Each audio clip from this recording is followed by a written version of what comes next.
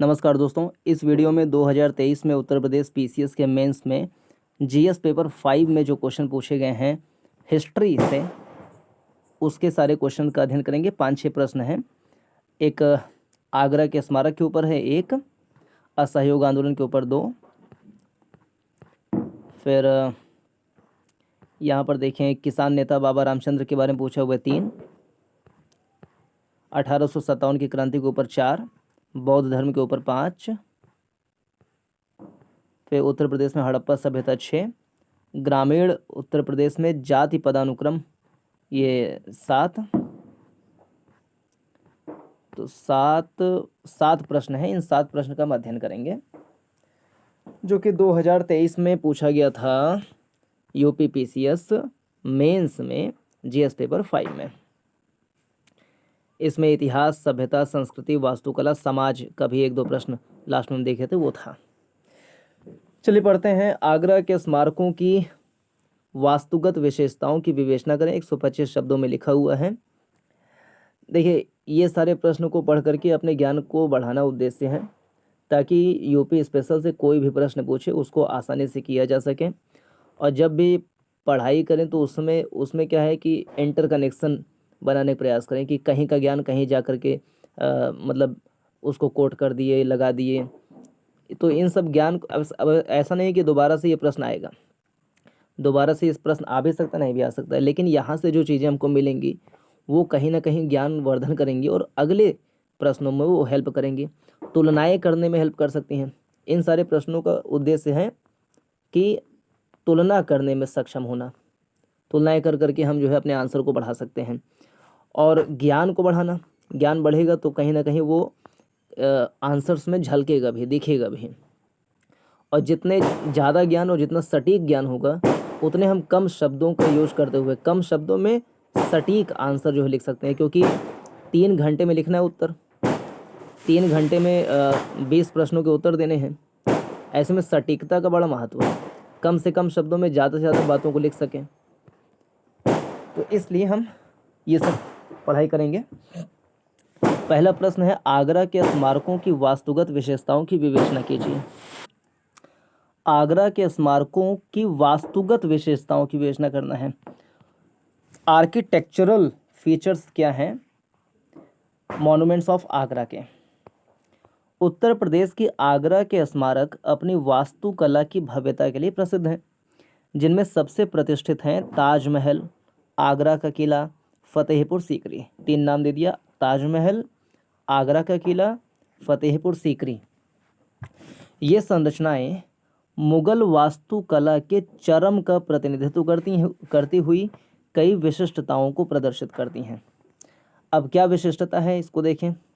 समरूपता और संतुलन, सफ़ेद संगमरमर का प्रयोग, जटिल जड़ाई कार्य, पेतराद्योरा हम इसमें बता सकते हैं, लिखा भी हुआ है ये पेतराद्योरा। लाल बलुआ पत्थर का उपयोग, तो सफ़ेद संगमरमर मटेरियल के रूप में सफ़ेद संगमरमर, लाल बलुआ पत्थर का यूज किया गया।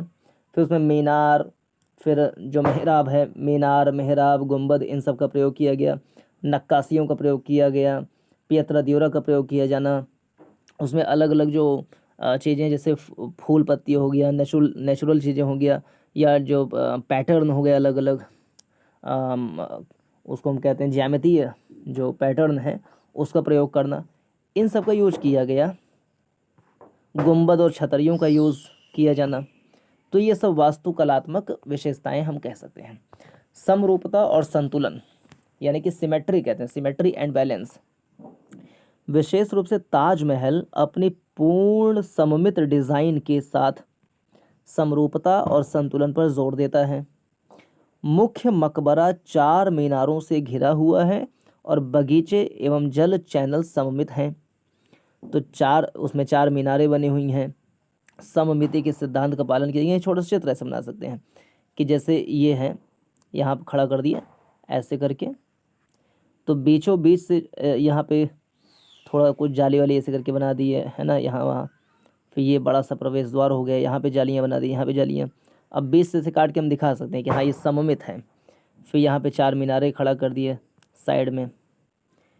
तो ऐसा हल्का डायग्राम बना करके भी दिखा सकते हैं कि सम्मित क्या है, और ये ऐसे करके दिखा दी कि ये इसको कहते हैं गुंबद, फिर ये वाला मीनार है, फिर यहाँ पे इसमें जाली का प्रयोग किया गया, जालियों का प्रयोग है, फिर दीवारों में जो है पेतरा दीवारों का प्रयोग है। तो इससे चित्र बना के भी हम दिखा सकते हैं। सफ़ेद संगमरमर का प्रयोग। सफ़ेद संगमरमर आगरा के कई स्मारकों की एक प्रमुख विशेषता है। इसका उपयोग न केवल उसकी सौंदर्य अपील के लिए किए हैं, बल्कि प्रकाश को प्रतिबिंबित और परावर्तित करने के लिए किया गया। एतमादुद्दौला का मकबरा और ताजमहल इसके अच्छे उदाहरण हैं। तो सफ़ेद संगमरमर से क्या उदाहरण दिया हुआ है? ताजमहल और एतमादुद्दौला का मकबरा। एतमादुद्दौला का मकबरा के बारे में देखें तो पहली बात तो इस आगरा में है, ये पता लग गया। दूसरी बात, इसमें जो है सफ़ेद संगमरमर का यूज है। तीसरी बात, इसमें जो है सबसे पहले पेतरा देवरा का एग्जाम्पल एतमादुद्दौला के मकबरा में ही दिखाई पड़ता है। जटिल जड़ाई कार्य। आगरा के स्मारकों में जटिल जड़ाई कार्य के रूप में पिएट्रा ड्योरा का प्रयोग किया गया है। जटिल और ज्यामितीय पैटर्न बनाने के लिए कीमती और अर्ध कीमती पत्थरों को संगमरमर में जड़ा जाता है। ताजमहल में लैपिस लाजुली और कार्लियन जैसे कीमती पत्थरों का प्रयोग किया गया है। लाल बलुआ पत्थर का उपयोग आगरा के किले और फतेहपुर सीकरी, आगरा के किले जिसको अकबर ने बनवाया था, फतेहपुर सीकरी भी अकबर ने बनवाया था। आगरा का किला और फतेहपुर सीकरी में लाल बलुआ पत्थर को सफ़ेद संगमरमर के साथ जोड़ा गया है, जो एक अद्भुत दृश्य के साथ अस्थायित्व और सौंदर्य बोध कराता है। गुंबद और छतरियाँ। ताजमहल में केंद्रीय गुंबद,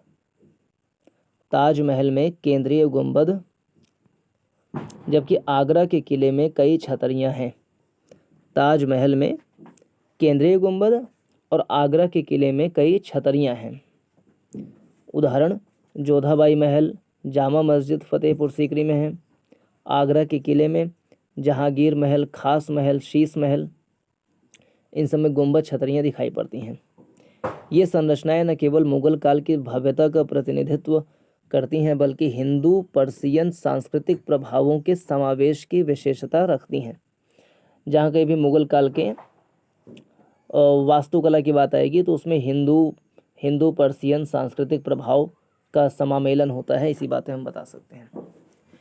इनका भारत की स्थापत्य विरासत में भी महत्वपूर्ण योगदान है। ये दुनिया भर से पर्यटकों को आकर्षित करती हैं, जिससे आगरा इतिहास और वास्तुकला में रुचि रखने वालों के लिए शीर्ष गंतव्य बन गया है। अगला प्रश्न, असहयोग आंदोलन के दौरान उत्तर प्रदेश की भूमिका की विवेचना कीजिए। असहयोग आंदोलन के दौरान उत्तर प्रदेश की क्या भूमिका थी, उसके बारे में बताना है। Discuss the role of Uttar Pradesh during the non cooperation movement. 1920 से 22 के दौरान महात्मा गांधी के नेतृत्व में हुए इस आंदोलन यानी असहयोग आंदोलन का उद्देश्य क्या था? ब्रिटिश शासन का शांतिपूर्वक विरोध तथा स्वशासन के एक नए युग की शुरुआत करना था। असहयोग आंदोलन का उद्देश्य पहले बता दिए कि ब्रिटिश शासन का शांतिपूर्वक विरोध करना तथा स्वशासन के एक नए युग की शुरुआत करना। भारत के स्वतंत्रता संग्राम के इस ऐतिहासिक अध्याय में उत्तर प्रदेश का गहरा एवं बहुआयामी योगदान था। कैसे कैसे योगदान था? जन लामबंदी, शैक्षणिक बहिष्कार, नए नेतृत्व का उदय, महत्वपूर्ण घटनाएं कुछ जो यूपी में हुई, किसान आंदोलन हुए उसी दरमियान, भविष्य के आंदोलनों पर प्रभाव इसका क्या पड़ा। अच्छा खासा एनालिसिस किया गया, 125 वर्ड में ही लिखना है। तो उत्तर प्रदेश का गहरा और बहुआयामी योगदान था असहयोग आंदोलन में। कैसे कैसे? जन लामबंदी, पहला हेडिंग। असहयोग आंदोलन के दौरान उत्तर प्रदेश में जन लामबंदी में अद्वितीय वृद्धि देखी गई। विभिन्न पृष्ठभूमियों के लाखों लोगों ने बहिष्कार, हड़ताल, प्रदर्शनों में सक्रिय रूप से भाग लिया। जवाहरलाल नेहरू, मोतीलाल नेहरू, चित्तरंजन दास जैसे प्रमुख नेताओं ने प्रभावी नेतृत्व किया। अनगिनत अन्य लोगों को इस मुहिम में शामिल होने के लिए प्रेरित किया गया। यह राज्य कई स्वयंसेवकों का घर था जिन्होंने असहयोग की प्रतिज्ञा ली थी। शैक्षणिक बहिष्कार के रूप में भी असहयोग आंदोलन के जो विशेषताएं हैं उसमें एक जन लामबंदी है। फिर ब्रिटिश के जो बहुत सारे संस्थान हैं, शैक्षणिक संस्थान हो गया, अदालत हो गई, तो वहाँ से लोगों ने उसका भी बहिष्कार किया। तो यूपी का भी इसमें योगदान है शैक्षणिक बहिष्कार में। असहयोग आंदोलन में ब्रिटिश शैक्षणिक स्थानों का बहिष्कार शामिल था। उत्तर प्रदेश में अनेक विद्यार्थियों एवं शिक्षकों ने सरकारी स्कूलों और कॉलेजों को छोड़ दिया। पंडित मदन मोहन मालवीय द्वारा काशी विद्यापीठ जैसी राष्ट्रवादी संस्थानों की स्थापना स्वदेशी शिक्षा को बढ़ावा देने के लिए राज्य की प्रतिबद्धता का प्रतीक थी। ये उदाहरण डाला जा सकता है।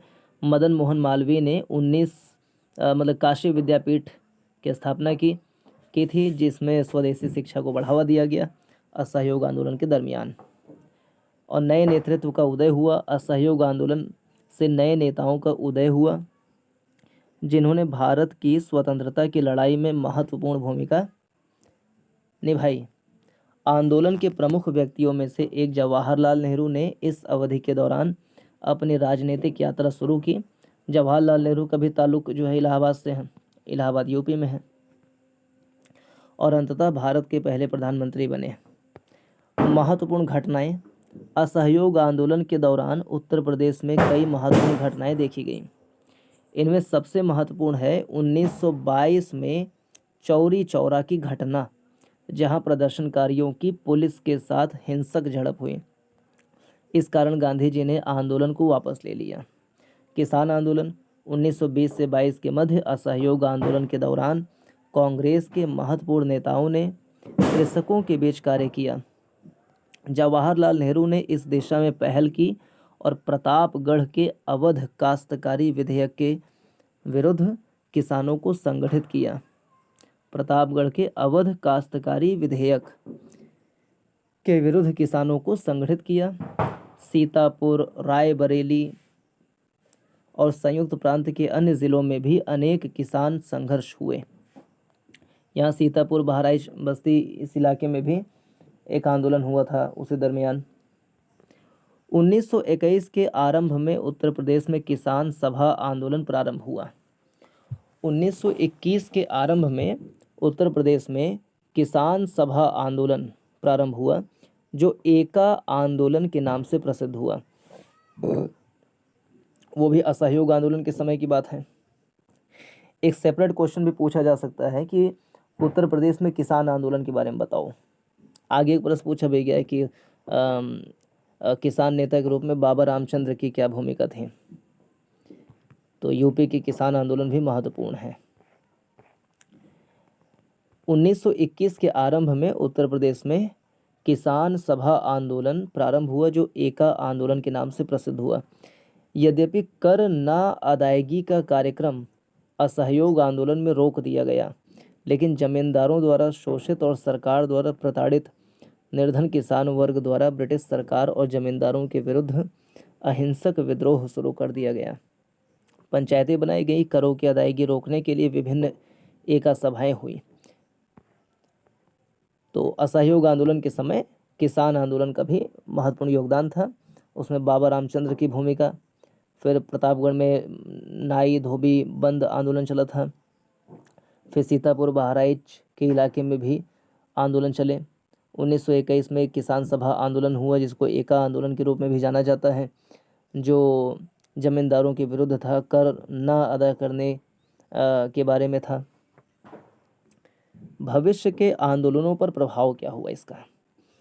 उत्तर प्रदेश में असहयोग आंदोलन ने सविनय अवज्ञा आंदोलन एवं भारत छोड़ो आंदोलन सहित बाद के आंदोलन के लिए आधार तैयार किया। असहयोग की भावना राज्य में गूंजती रही, जिससे स्वतंत्रता का उद्देश्य आगे बढ़ा। इस प्रकार असहयोग आंदोलन के दौरान उत्तर प्रदेश की भूमिका अत्यधिक महत्वपूर्ण रही। उत्तर प्रदेश ने व्यापक जन भागीदारी, तथा प्रभावी नेतृत्व प्रदान करने में योगदान दिया। असहयोग आंदोलन से सीखे गए अहिंसक प्रतिरोध के प्रति राज्य की प्रतिबद्धता ने स्वतंत्रता की दिशा में भारत के संघर्ष में उत्तर प्रदेश को केंद्रीय भूमिका प्रदान की। तो ये रहा, एक बार दोबारा से दोहरा लें कि असहयोग आंदोलन के दौरान उत्तर प्रदेश की भूमिका क्या थी। तो पहले बताया कि 1920 से 22 के बीच में गांधी जी ने इसकी शुरुआत की। उद्देश्य क्या था? ब्रिटिश शासन का शांतिपूर्वक विरोध करना, स्वशासन के नए युग की शुरुआत करना। और इसमें उत्तर प्रदेश का बहुआयामी योगदान था। जन लामबंदी के रूप में असहयोग आंदोलन के दौरान उत्तर प्रदेश में जन लामबंदी में वृद्धि देखी गई थी और अलग अलग पृष्ठभूमि के लोग इसमें शामिल हुए और प्रदर्शन किए, हड़ताल, बहिष्कार प्रदर्शन, ये सब कुछ किया। जवाहरलाल नेहरू, मोतीलाल नेहरू, चित्तरंजन दास नेताओं ने प्रभावी नेतृत्व दिया। स्वयं सेवकों की सहायता से भी जो है इसको आगे बढ़ाया गया। शैक्षणिक बहिष्कार, इसमें काशी विद्यापीठ मदन मोहन मालवीय के द्वारा स्थापित किया गया था, जिसके माध्यम से स्वदेशी शिक्षा दी गई। यूपी के छात्रों शिक्षकों ने भी कॉलेज वगैरह छोड़ दिए थे। नए नेतृत्व कुछ आए इस समय यूपी से, जिसमें से एक नाम है जवाहरलाल नेहरू का। महत्वपूर्ण घटनाएं हुई, जैसे 1922 में चौरी चौरा की घटना हुई। इसी समय की बात है। किसान आंदोलन 1920-22 के बीच में एक तो प्रतापगढ़ के अवध काश्तकारी विधेयक के विरुद्ध किसानों को संगठन किया गया और 1921 में किसान सभा आंदोलन हुआ, जो एका आंदोलन के नाम से भी प्रसिद्ध हुआ। ये कर न अदायगी कार्यक्रम इसमें हुआ। जमींदारों द्वारा शोषण के खिलाफ आंदोलन हुआ। निर्धन किसानों के लिए आवाज़ उठाया गया। इससे भविष्य के आंदोलनों पर प्रभाव पड़ा, जैसे कि सबने अवज्ञा आंदोलन, भारत छोड़ो आंदोलन। इससे सीख मिली और लोगों ने जो है आगे के आंदोलन के लिए भी ये आधार के रूप में काम किया। इस प्रकार असहयोग आंदोलन के दौरान उत्तर प्रदेश की भूमिका अत्यधिक महत्वपूर्ण रही। उत्तर प्रदेश ने व्यापक जनभागीदारी, प्रभावी नेतृत्व, योगदान ये सब किया। अगला प्रश्न, एक किसान नेता के रूप में बाबा रामचंद्र की उपलब्धियों का विश्लेषण कीजिए। 200 शब्दों में लिखना है। Analyse the achievements of Baba Ramchandra as a peasant leader. Baba Ramchandra के बारे में बताना है, इनका क्या योगदान था किसान आंदोलन के रूप में उत्तर प्रदेश में। लंबा चौड़ा लिखा हुआ है इसके बारे में। एक किसान नेता के रूप में बाबा रामचंद्र की उपलब्धियां। बाबा रामचंद्र महाराष्ट्र के रहने वाले थे, किंतु उन्होंने उत्तर प्रदेश के अवध क्षेत्र को ही अपनी कर्मभूमि बना ली। पहले इंट्रोडक्शन। बाबा रामचंद्र महाराष्ट्र के रहने वाले थे, किंतु उन्होंने उत्तर प्रदेश के अवध क्षेत्र को ही अपनी कर्मभूमि बना ली। 1920 से 30 के दशकों में जमींदारों के शोषण के खिलाफ आवाज़ उठाने के लिए उन्होंने अवध एवं भारत के किसानों को एक संयुक्त मोर्चा बनाने के लिए संगठित किया। जमींदारों के शोषण के खिलाफ आवाज़ उठाई इन्होंने, किंतु किसानों के बीच कई बातों को लेकर मतभेद के कारण बाबा रामचंद्र ने अपना अलग संगठन बनाया। उसका नाम है अवध किसान आंदोलन। अवध किसान आंदोलन के नाम से बना लिया संगठन बाबा रामचंद्र ने, जिसने आने वाले समय में किसानों की मांगों को जोर शोर से उठाया। तो अवध किसान आंदोलन की स्थापना किसने की? बाबा रामचंद्र ने की। किसान नेता के रूप में बाबा रामचंद्र की उपलब्धियां क्या हैं? पहला तो किसानों को संगठित करना। कहाँ के किसानों को?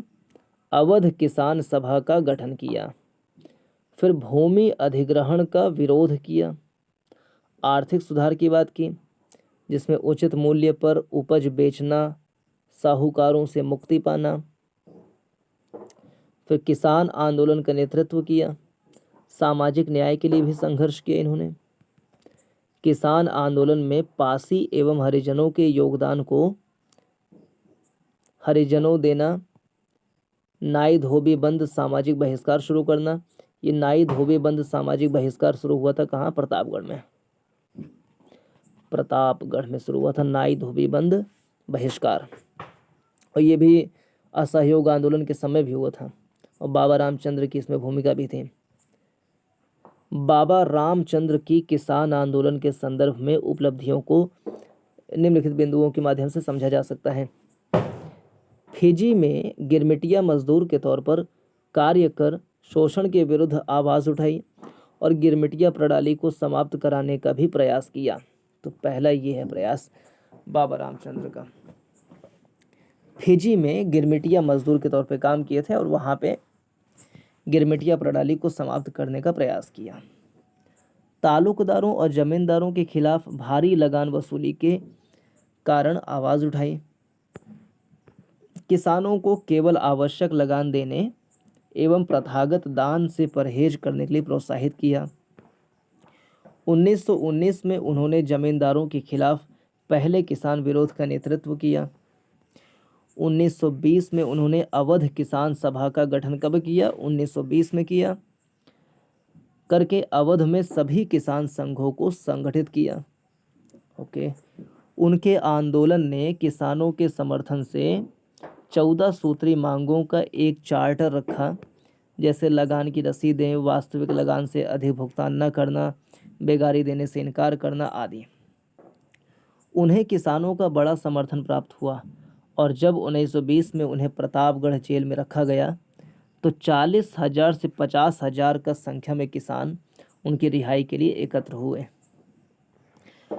उन्होंने अंग्रेज़ों के विरुद्ध कृषि लड़ाई में निचली जाति के लोगों के योगदान का महत्व दिया।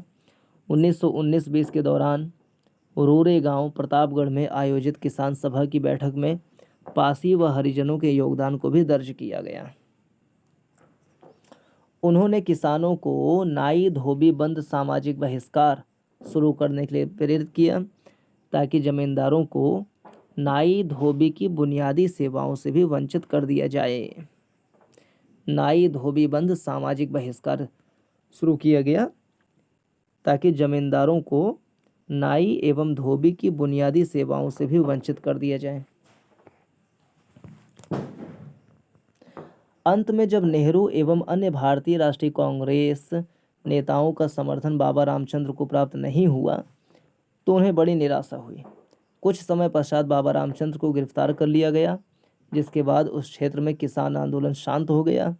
किसान आंदोलन के अलावा भी किराएदार मकान मालिक संबंधों में सामंजस्य स्थापित करने व बेदखल उपन्यास के प्रमुख पात्र के रूप में भूमिका निभाने वाली जैसी प्रमुख भूमिकाओं को भी नज़रअंदाज नहीं किया जा सकता। तो ये था बाबा रामचंद्र के बारे में। एक बार दोहरा लें, बाबा रामचंद्र महाराज से थे। अवध क्षेत्र में इन्होंने अपनी कर्मभूमि बना ली। 1920 से 30 के बीच में इन्होंने जमींदारों के शोषण के खिलाफ खूब आवाज़ उठाई। अवध किसान आंदोलन का गठन किया 1920 में। फिर इन्होंने सामाजिक, आर्थिक, भूमि अधिग्रहण, किसानों को संगठित करने के लिए किसान आंदोलन का नेतृत्व किया और उचित मूल्य पर इनके सामान को खरीदा जाए इसके लिए खूब प्रयास किया। फिजी में गिरमिटिया मजदूर का जो अधिकार है उसके लिए काम किया। गिरमिटिया मजदूर मतलब गिरमिटिया जो प्रणाली है उसको समाप्त करने के लिए प्रयास किए। जमींदारों के खिलाफ खूब आवाज़ उठाई कि भारी लगान वसूल करते हैं और जमींदारों के खिलाफ आवाज़ उठाई। अवध किसान सभा का गठन किया 1920 में। फिर 14 सूत्री मांगे रखें जिसमें लगान की रसीदें वगैरह दी जाएं और बेगारी ना करवाया जाए, ये सब बातें थी। और 1920 में प्रतापगढ़ जेल में कैद रहे ये, तो उसमें खूब सारे 50,000 किसान लोग आए बचाने के लिए, रिहाई के लिए। फिर नाई धोबी बंद सामाजिक बहिष्कार शुरू किया गया प्रतापगढ़ में ही, ताकि ज़मींदारों को बेसिक जो सेवाएं हैं नाई का, धोबी का, वो भी ना मिले। लेकिन नेहरू का सपोर्ट इनको नहीं मिल पाया, इस कारण से जो है बाद में ये गिरफ्तार भी हुए और फिर इनका जो है आंदोलन शांत हो गया। अगला प्रश्न, 1857 के स्वातंत्र्य समर में उत्तर प्रदेश के योद्धाओं के योगदान पर प्रकाश डालिए। 200 शब्दों में ही इसका आंसर तो बड़ी आसानी से लिखा जा सकता है। 1857 के स्वातंत्र्य समर में उत्तर प्रदेश के योद्धा क्या कौन कौन से होंगे? ये तो लखनऊ से ले लें, बेगम हजरत महल, कानपुर से तात्या टोपे और नाना साहेब, फिर इलाहाबाद से लियाकत अली, फैजाबाद से मौलवी अहमदुल्लाह, बरेली से बख्त खान, झांसी से लक्ष्मीबाई, झांसी की रानी लक्ष्मीबाई झांसी की हो गई, फिर बलिया, ये सब जो हैं इतने नाम, ये सब यूपी से ही ताल्लुकात रखते हैं। इनका योगदान हम बता सकते हैं इसमें।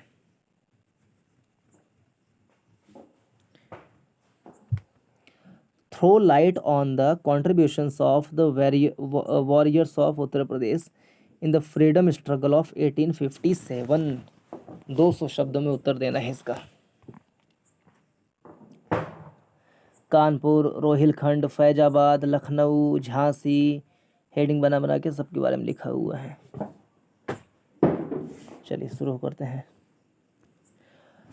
1857 के स्वातंत्र्य समर ब्रिटिश शासन के विरुद्ध एक बड़ी एवं अहम घटना थी, जिसकी शुरुआत 10 मई 1857 को मेरठ से हुई थी।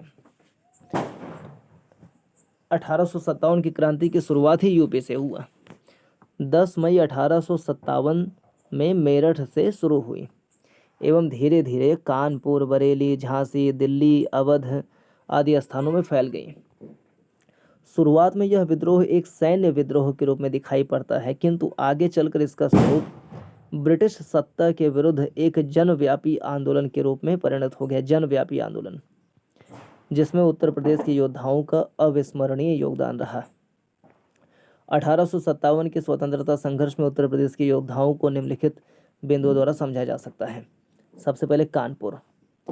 पेशवा बाजीराव द्वितीय के दत्तक पुत्र नाना साहेब को कंपनी ने उपाधि व महल दोनों से वंचित कर पूना से निष्कासित कर कानपुर के बिठूर में भेज दिया।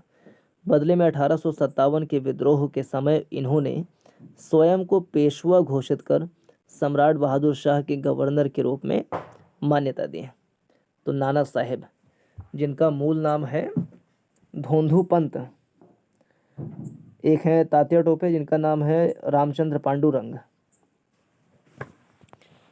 तो नाना साहेब यानी धोंधू पंत ने जो है कानपुर से नेतृत्व किया, अपने आप को पेशवा घोषित कर दिए और सम्राट बहादुर शाह के गवर्नर के रूप में अपने आप को मान्यता दी।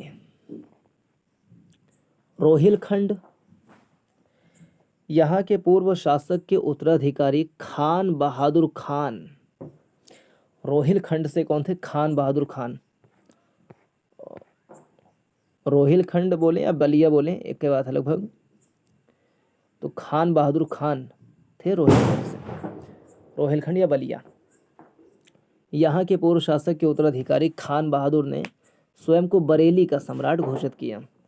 खान बहादुर ने कंपनी द्वारा निर्धारित पेंशन से असंतुष्ट होकर 40,000 सैनिकों की सहायता से लंबे समय तक विद्रोह का झंडा बुलंद रखा।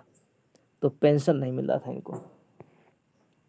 फैजाबाद, मौलवी अहमदुल्लाह 1857 के विद्रोह के प्रमुख नेतृत्वकर्ता थे, जो मूल रूप से मद्रास के निवासी थे किंतु बाद में फैजाबाद आ गए। 1857 में जब अवध में विद्रोह हुआ तब मौलवी अहमदुल्ला ने विद्रोहियों को एक सक्षम नेतृत्व प्रदान किया। लखनऊ से, यहाँ से विद्रोह का नेतृत्व बेगम हजरत महल ने किया तथा अपने पुत्र बिरजिस कादिर या बिरजिस कद्र को लखनऊ का नवाब घोषित कर दिया। इस विद्रोह में हिंदू एवं मुसलमानों की समान भागीदारी थी। अंत में सर कॉलिन कैंपबेल ने गोरखा रेजिमेंट की मदद से मार्च 1858 में नगर पर अधिकार करने में सफलता प्राप्त की। तो लखनऊ में किसने दबाया नेतृत्व को या संघर्ष को, 1857 की क्रांति को? तो कैंपबेल ने लखनऊ, इलाहाबाद, इन सब को जो है नेतृत्व को दबाया। फिर झांसी, 1857 के विद्रोह में सभी नेतृत्वकर्ताओं में सबसे प्रमुख नाम झांसी की रानी लक्ष्मीबाई का था। कंपनी ने झांसी के शासक गंगाधर राव के दत्तक पुत्र को राजा मानने से इनकार कर दिया एवं व्यपगत के सिद्धांत के आधार पर झांसी को कंपनी में मिला लिया।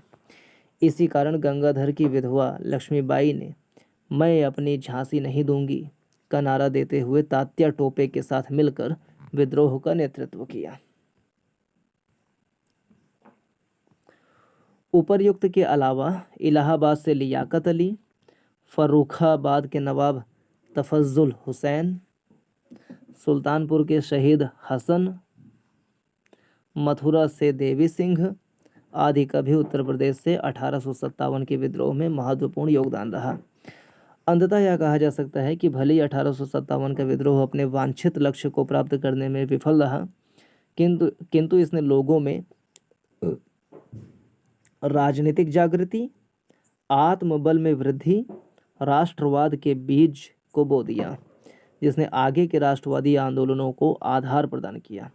और इन उपलब्धियों में उत्तर प्रदेश के योद्धाओं की महती भूमिका ने उन्हें अजर अमर बना दिया। अगला प्रश्न, बौद्ध धर्म के प्रचार प्रसार में उत्तर प्रदेश का महत्वपूर्ण स्थान है। व्याख्या कीजिए। बौद्ध धर्म के प्रचार प्रसार में उत्तर प्रदेश का महत्वपूर्ण योगदान है या स्थान है। Uttar Pradesh has an important place in the propagation of Buddhism. Explain. तो इसमें क्या एक्सप्लेन कर सकते हैं? सबसे पहले इनका जन्म लुम्बिनी में हुआ, जो कि यूपी के बॉर्डर पे है, कपिलवस्तु में। दूसरा, इन्होंने ज्ञान की प्राप्ति तो की गया में, लेकिन पहला ज्ञान कहाँ पे दिया? धर्मचक्र प्रवर्तन कहाँ पे हुआ? तो सारनाथ में, जो कि यूपी में है, वाराणसी के पास में सारनाथ। फिर सबसे ज़्यादा उपदेश कहाँ दिए? श्रावस्ती में। तो श्रावस्ती भी कहाँ है? यूपी में ही है। इनकी मृत्यु कहाँ पे हुई? तो कुशीनारा में हुई। कुशीनारा भी कहाँ है? यूपी में है। फिर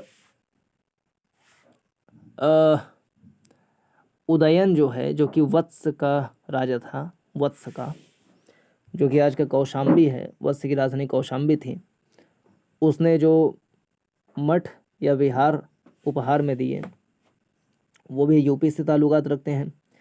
अशोक ने जो अभिलेख बनवाए, उसमें से कुछ अभिलेख कपिलवस्तु में हैं और कुछ कौशाम्बी में भी है, वो भी यूपी से ही संबंध रखते हैं। फिर बौद्ध धर्म के प्रचार प्रसार में और आगे हम बढ़ें तो हमको मिलेगा मौर्य काल में अशोक के अभिलेख के द्वारा। फिर जब उनकी मृत्यु हुई गौतम बुद्ध की, तो उसके बाद दिव्यावदान पुस्तक से जानकारी मिलती है कि 84,000 स्तूप बनवाए। तो बहुत सारे स्तूप यूपी में भी हैं। धमेक स्तूप है और बनारस में और भी स्तूप हैं। धमेक स्तूप उसमें से एक है। फिर पिप्पलवन में भी है स्तूप। फिर आगे आए गुप्त काल में, फिर कुषाण काल में भी देखें तो मथुरा में बौद्ध धर्म के प्रचार प्रसार के लिए उन्होंने जो मूर्तियां हैं, वो मथुरा शैली की मूर्तियां बुद्ध की ही बनी हुई हैं। फिर और आगे आए तो पूर्व मध्य काल में जो हर्षवर्धन है, उन्होंने भी बौद्ध धर्म के फैलाव में योगदान दिया है। तो इस प्रकार से बौद्ध धर्म के प्रचार प्रसार में उत्तर प्रदेश का महत्वपूर्ण योगदान है। अब आते हैं उत्तर पे।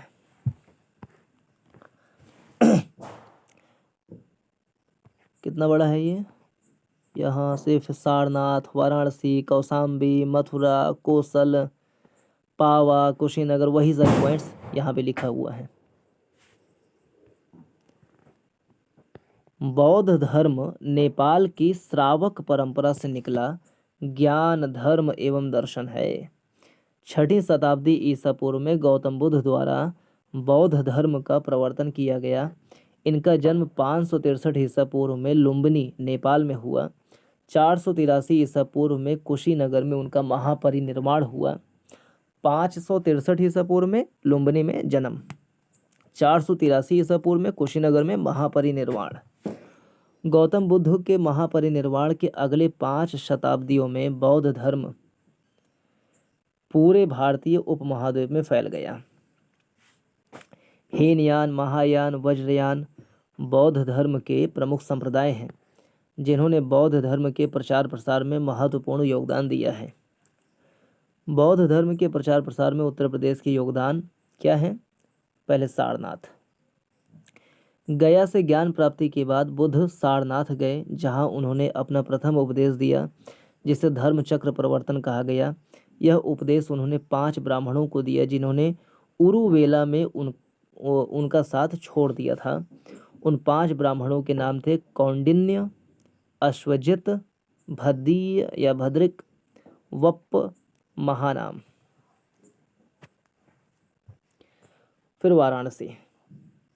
सारनाथ से बुद्ध वाराणसी गए, जहाँ यश नामक व्यापारी के यहाँ रुके। यश अपने परिवार व सहयोगियों के साथ बुद्ध का अनुयायी बन गया। यश की माता व पत्नी बुद्ध की प्रथम उपासिकाएं थीं। फिर कौशाम्बी, यहाँ बुद्ध ने अपना 9वां वर्षकाल व्यतीत किया। फिर कौशाम्बी से जो है अशोक के अभिलेख भी प्राप्त हुए हैं, ये भी हम बता सकते हैं। स्तूप भी यहाँ बने मिलते हैं, स्तूप हो गया, अशोक के अभिलेख हो गए, वो सब यहाँ से मिलता है कौशाम्बी से। मथुरा, कौशाम्बी से महात्मा बुद्ध मथुरा के निकट विरंजा नामक स्थान पर गए, जहाँ उन्होंने 12वां वर्षाकाल व्यतीत किया। और हम बता सकते हैं कि मथुरा जो है वो मथुरा शैली में बुद्ध की जो मूर्तियाँ हैं वो बनाई गई कुषाणकालीन, कुषाणों के समय में, उसमें भी कनिष्क के समय। कोसल, यह क्षेत्र उत्तर प्रदेश के आधुनिक नगर गोरखपुर के पास था। यहाँ बुद्ध ने अपने मत का सर्वाधिक प्रचार किया, कोसल की राजधानी श्रावस्ती में, और यहीं से उनके सर्वाधिक अनुयायी बने। यहाँ बुद्ध ने 21 वर्षाकाल बिताए थे। कौशल का प्रसिद्ध व्यापारी अनाथ पिंडक उनका शिष्य था, जिसने जेतवन विहार, अब ये जेतवन विहार कहाँ है? श्रावस्ती में था। अनाथ पिंडक ने दान में दिया था। यहीं कोसल की द्वितीय राजधानी श्रावस्ती में निवास करते हुए बुद्ध ने अंगुली माल डाकू को अपने धम्म में दीक्षित किया। पावा, विभिन्न स्थानों का भ्रमण करते एवं अपने अनुयायियों को दीक्षित करते हुए बुद्ध मल्लों की राजधानी पावा पहुँचे। पावा में चुंद नामक लुहार के आम्रवाटिका में रुके, जहाँ उसने बुद्ध को भोजन में सुकर माधव दिया, जिससे उनकी मृत्यु हो गई। फिर कुशीनगर, चुंद द्वारा दिए गए सुकर माधव को ग्रहण करने के बाद उनके उदर में असहनीय पीड़ा प्रारंभ हो गई, जिसे सहन करते हुए वे कुशीनारा पहुंच गए। 483 ईसा पूर्व में 80 वर्ष की अवस्था में उनकी मृत्यु हो गई, जिसे महापरिनिर्वाण कहा गया। अतः स्पष्ट है कि बौद्ध धर्म के प्रचार प्रसार में उत्तर प्रदेश का महत्वपूर्ण स्थान है, किंतु धीरे धीरे वैष्णव धर्म में अवतारवाद की अवधारणा व बौद्ध धर्म में फूट के कारण प्रगतिशील विचारों पर आधारित होने के बाद भी यह धर्म भारत के सीमित क्षेत्रों में ही जीवित है। अगला प्रश्न, उत्तर प्रदेश में हड़प्पा सभ्यता से संबंधित पुरास्थलों की पहचान कीजिए। एक तो मेरठ का आ जाएगा आलमगीरपुर, दूसरा सहारनपुर का हुलास, तीसरा बागपत का एक स्थान है वो आ जाएगा, शामली में भी कोई स्थान है, मुजफ्फरनगर में स्थान है, बुलंदशहर में भी स्थान है, इसके मुजफ्फरनगर में मांडी है और बुलंदशहर में भी एक स्थान है, जो सब हड़प्पा के स्थल हैं। तो इनकी पहचान करना है, केवल 125 शब्दों में उत्तर देना है। एक आलमगीरपुर, सहारनपुर में बड़गांव दिया हुआ है, हुलास भी है, सहारनपुर में हुलास भी है, ठीक है। फिर बागपत में सिनौली है, बागपत में सिनौली, और बुलंदशहर में भी है, मांडी गांव मुजफ्फरनगर में है, और भटपुरा और मानपुरा बुलंदशहर में। मांडी गांव मुजफ्फरनगर, बुलंदशहर में 2 ठो हैं, भटपुरा मानपुरा।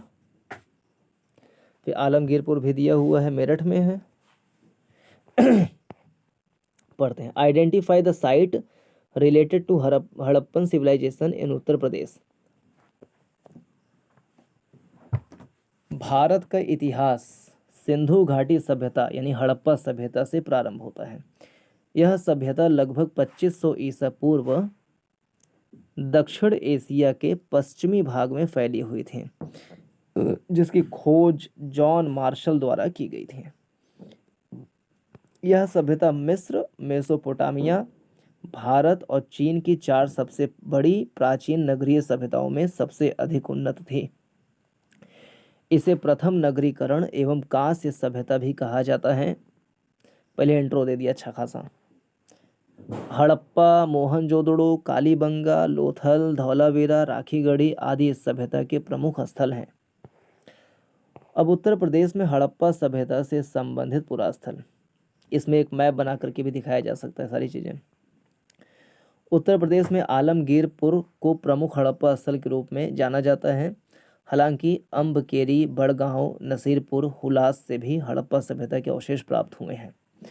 पहला आलमगीरपुर। आलमगीरपुर उत्तर प्रदेश के मेरठ जिले में स्थित सबसे पूर्वी हड़प्पा स्थल है। खुदाई के दौरान यहाँ मृदभांड, मनके, कटोरे, कपड़ों के कुछ अवशेष पाए गए हैं। मिट्टी के बर्तन पाए गए हैं आलमगीरपुर से, मनके, कटोरा, कपड़ा। कुछ बर्तनों पर मोर, गिलहरी आदि की चित्रकारियां भी मिली हैं। यह नगर यमुना की सहायक नदी हिंडन के तट पर स्थित है। इसकी खोज यज्ञदत्त शर्मा द्वारा 1958 में की गई। आलमगीरपुर की खोज 1858 में यज्ञदत्त शर्मा ने की। फिर बड़गांव, सहारनपुर जिले में घुमा करके बड़गांव कहाँ है? सहारनपुर जिले में। हुलास भी कहाँ है? सहारनपुर में। सहारनपुर जिले के ऐतिहासिक स्थलों में हुलास भी सिंधुकालीन सभ्यता का गवाह है। खुदाई में यहाँ पर सिलबट्टा, मिट्टी के मनके और अन्य अवशेष निकले थे। साथ ही प्राचीन मकानों की नींव, मिट्टी के फर्श और खंभे गाड़ने को बनाए गए गड्ढे भी मिले थे। सिनौली कहाँ है? बागपत में। यहाँ से भी हड़प्पा कालीन जो है चीज़ें मिली हैं। ओके। भटपुरा मानपुरा बुलंदशहर। और मांडी गांव है मुजफ्फरनगर में। अतः कहा जा सकता है कि हड़प्पा सभ्यता स्थलों के वितरण में उत्तर प्रदेश का समृद्धशाली इतिहास रहा है। हालांकि आलमगीरपुर को छोड़कर यहाँ कोई बहुत बड़ा सैंधव स्थल देखने को नहीं मिलता है, लेकिन विभिन्न क्षेत्रों में लगातार जारी उत्खनन कार्य निश्चित ही भविष्य के लिए आशा की किरण पैदा करने वाला कदम हो सकता है। अगला प्रश्न, ग्रामीण उत्तर प्रदेश में जाति पदानुक्रम तथा शक्ति संरचना किस प्रकार संसाधनों तथा अवसरों तक पहुंच को प्रभावित करते हैं? विवेचना कीजिए।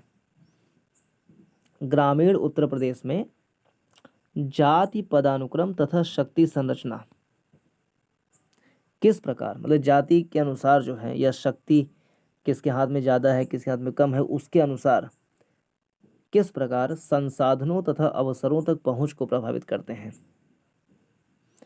फिर से पढ़ें। ग्रामीण उत्तर प्रदेश में जाति पदानुक्रम तथा शक्ति संरचना किस प्रकार संसाधनों तथा अवसरों तक पहुंच को प्रभावित करते हैं। विवेचना करना है 200 शब्दों में। How do caste hierarchies and powers structure affect access to resources and opportunities in rural Uttar Pradesh? Discuss. इसका भी अच्छा खासा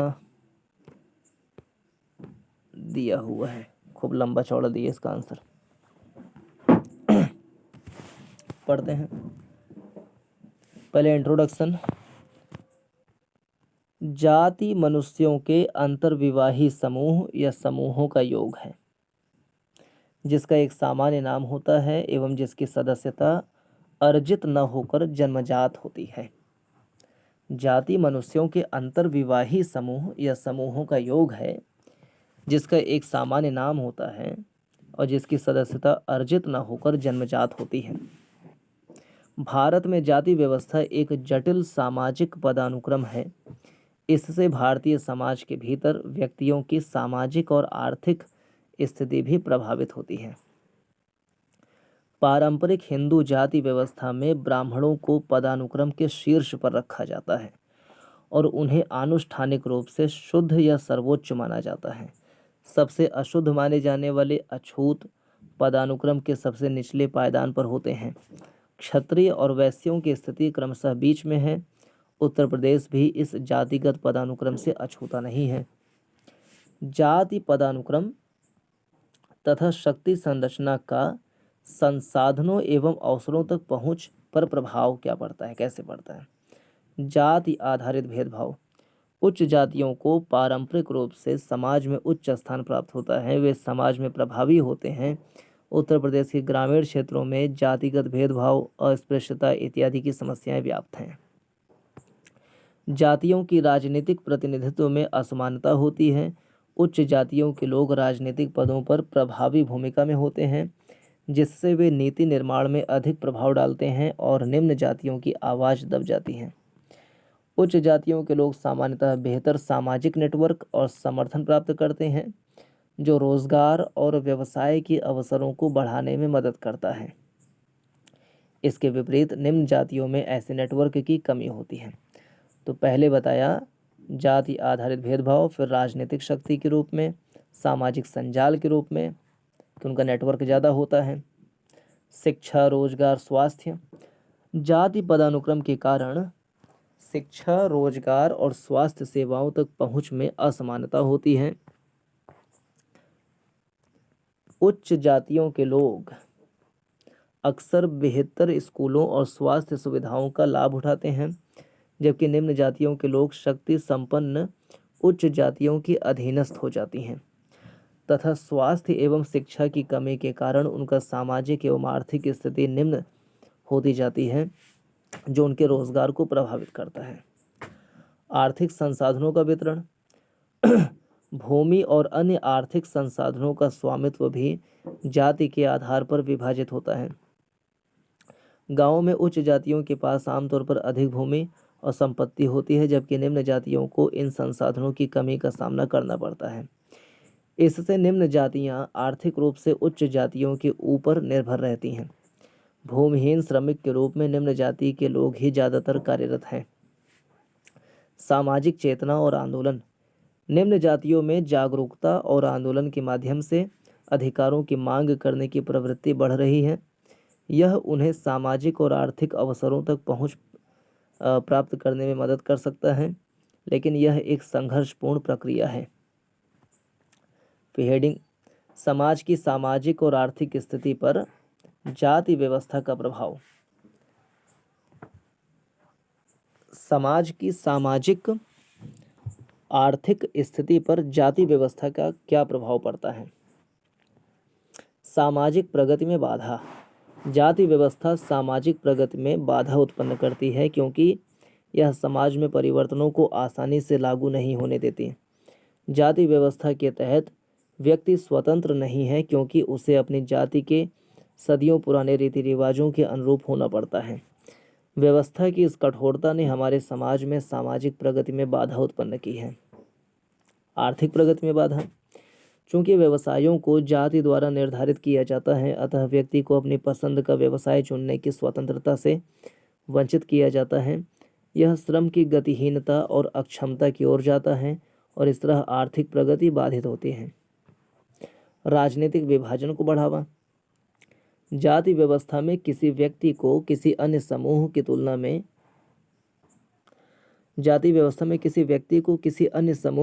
में अपनी जाति के प्रति अधिक वफादार होना आवश्यक है। इसलिए यह लोगों के बीच राष्ट्रवाद के बजाय जातिवाद को बढ़ावा देता है। सामाजिक असमानताओं को बढ़ावा। जाति व्यवस्था ने समाज में अपनी खुद की विशेषाधिकार प्राप्त स्थिति को बनाए रखने के लिए ऊंची जातियों के हाथों में एक उपकरण के रूप में काम किया है। इसने उच्च जातियों की निरंकुशता को जन्म दिया है और निचली जातियों के लोगों के मन में हीनता और असुरक्षा की स्थायी भावनाएं पैदा की हैं। महिलाओं पर दबाव। कई मामलों में जाति व्यवस्था महिलाओं के लिए शोषणकारी साबित हुई है। जाति व्यवस्था के तहत जाति पदानुक्रम में अपनी स्थिति को बढ़ाने की इच्छा रखने वाली जाति को बाल विवाह, विधवा पुनर्विवाह पर रोक और महिलाओं को अलग थलग करने जैसी कुछ प्रथाओं का पालन करना होता है, जो महिला वर्ग के लिए कठिनाइयों का कारण बनती है और समाज में उनकी स्थिति में गिरावट लाती है। अस्पृश्यता की भावना को बढ़ावा। यह प्रथा हिंदू जाति व्यवस्था का एक उत्पाद है, जिसके अनुसार हिंदुओं के बीच विशेष वर्ग को उस समाज के अन्य वर्गों द्वारा अछूतों के रूप में देखा जाता है। अस्पृश्यता अब भारतीय संविधान के अनुच्छेद 17 के तहत निषिद्ध है। लोकतांत्रिक आदर्शों के विरुद्ध। लोकतांत्रिक आदर्श मानव समानता की पूर्व धारणा रखते हैं, परंतु जाति व्यवस्था असमानता में विश्वास करती है। जातियों की 4 स्तरीय पदानुक्रमित व्यवस्था थी, जहां उच्च जातियों द्वारा निचली जातियों का हर क्षेत्र में शोषण किया जाता था। शिक्षा एवं रोजगार तक पहुंच प्रभावित। यद्यपि इस संदर्भ में आरक्षण का प्रावधान किया गया है, किंतु सभी चरणों पर उच्च जातियों के प्रभाव के कारण अभी भी चिंताजनक स्थिति बनी हुई है। न्यायपालिका और प्रोफेसर जैसे क्षेत्रों में दलितों एवं पिछड़ों का प्रतिनिधित्व न के बराबर है। अतः कहा जा सकता है कि जाति पदानुक्रम एवं शक्ति संरचना अभी भी भारतीय समाज में असमानता की एक प्रणाली के रूप में बनी हुई है, जो भारतीय अर्थव्यवस्था पर श्रम और अन्य महत्वपूर्ण संसाधनों के आवंटन में अक्षमताओं का बोझ डालती है, जिससे मानव पूंजी का पूर्ण विकास कम हो जाता है। जैसे जैसे अर्थव्यवस्था आधुनिक होती जा रही है, भेदभाव गायब होता तो दूर, यह और बड़ी समस्या बनता जा रहा है। इसलिए इस संदर्भ में तत्काल हस्तक्षेपकारी नीतियों की आवश्यकता है। ये रहा सारे प्रश्नों का डिस्कशन। नमस्कार, जय हिंद।